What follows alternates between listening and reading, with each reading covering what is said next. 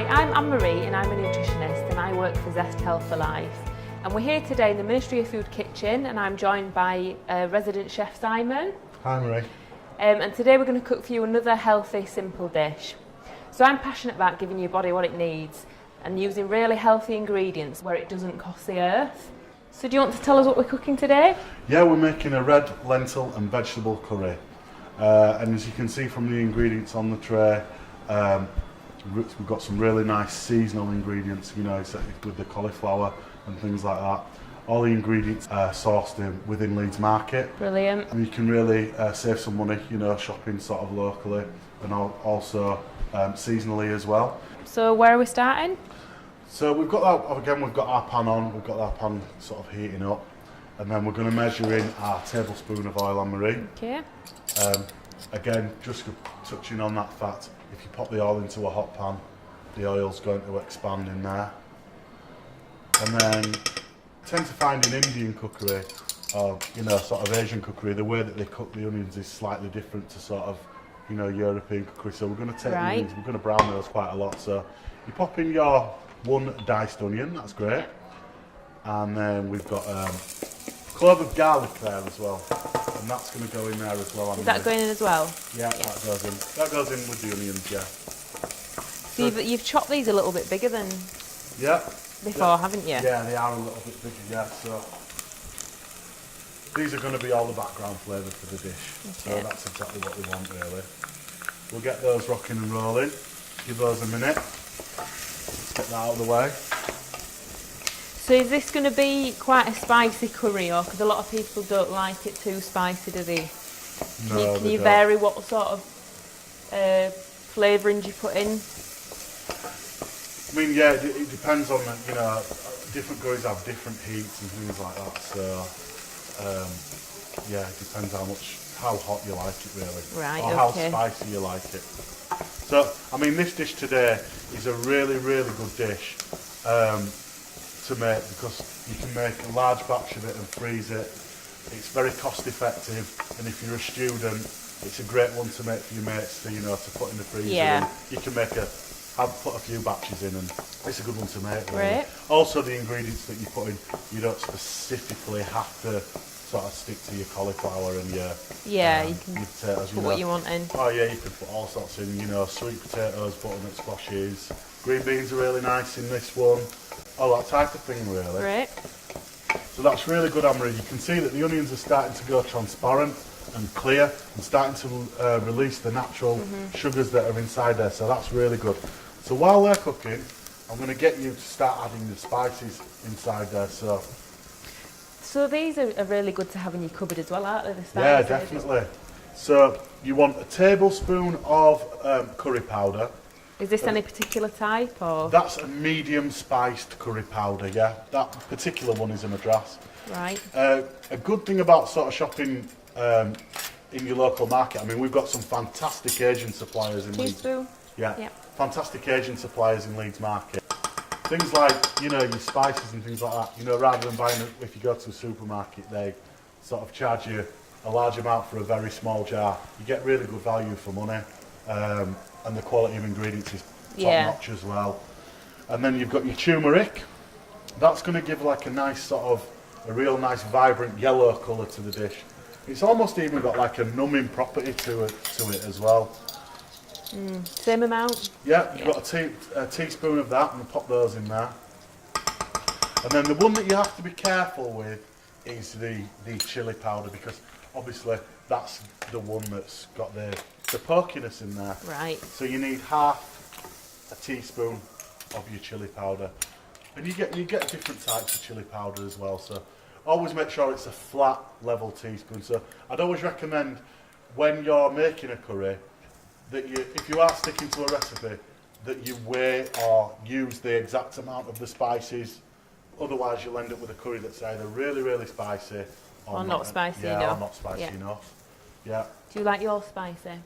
Personally, I like my curries, reasonably hot, So that's looking good now, Anne-Marie. Looks really nice. You can see all the onions that are brown in there and they've got a really nice So coating. what's the other ingredients that we've got for this today? So the other ingredients that we've got, and we're going to actually move on to the next ones, is you're just releasing the natural spices that are inside there just by, you know, cooking them a little bit. You've got your red lentils, and these red lentils have actually been washed. So basically wash them in cold water and you'll notice like a soapy solution being released away. Keep washing them until that soapy solution has gone. Right. Yeah? So do you want to pop the Yeah. do you want to pop the lentils in, Anne-Marie? We'll give those a wash. Pop those all in. So lentils are really good for you, aren't they? Yeah, they are. So they're basically full of fibre, protein, iron as well.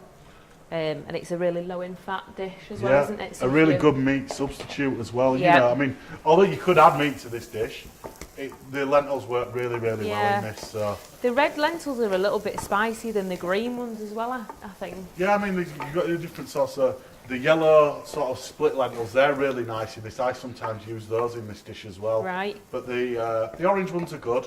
The green ones are nice too. So yeah, try some different ones. A really good place to buy cheap ones is any good health food store. So keep stirring that around, and then you want to add. Yeah, are we adding all of this? Yeah, you can pop all that in, Anne-Marie. Yeah, pop that all in. It's got a nice sizzle on there. Just adding that the heat for the pan is heat number 6. So if you were cooking on a gas at home, because we're obviously on an electric top, you're looking at about 2/3 of the heat on your largest ring. Yeah. But once you put your stock in, you can move it up to a slightly higher temperature. So that's looking pretty good, Anne-Marie. So once you've done that, you need to bring that up to the boil, and I think you can do that. You might just want to turn it up a little bit. So just while this is cooking along, does anyone have any questions? Yeah, I just want to know, do you have to soak your lentils overnight? Simon? No, Have you soaked these ones? No, we didn't. We just washed them, pre-washed them beforehand. Yeah, so you don't have to. They're not specifically like a pulse. I mean, if you were using chickpeas, that would be something that you would definitely need to soak overnight. And you could put chickpeas in this, but you could put tinned ones in. So you could actually use a tinned lentils. Yeah, you could use the tinned lentils. They'd work as well. Yeah. Just with the dried ones, they really tend to absorb those nice stocky flavours. So I think that's about good, Anne-Marie. So do you want to pop in the? We've got some potato there, which has been peeled and cut into equal-sized cubes, and that's important that you cut it into an equal-sized cubes because then you know that it's going to cook sort of evenly. Yeah.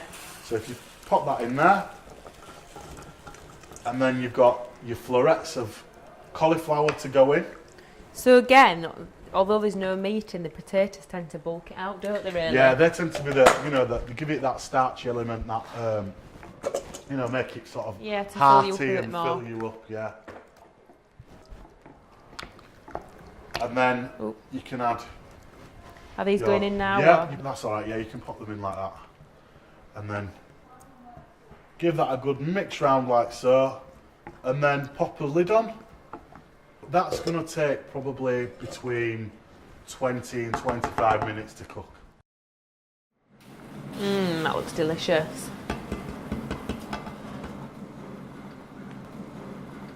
Right, should we have a taste? Yeah, definitely. Yeah.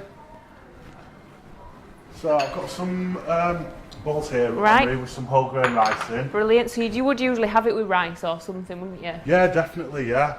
So I'll pop that on there and then we'll just serve a little bit up.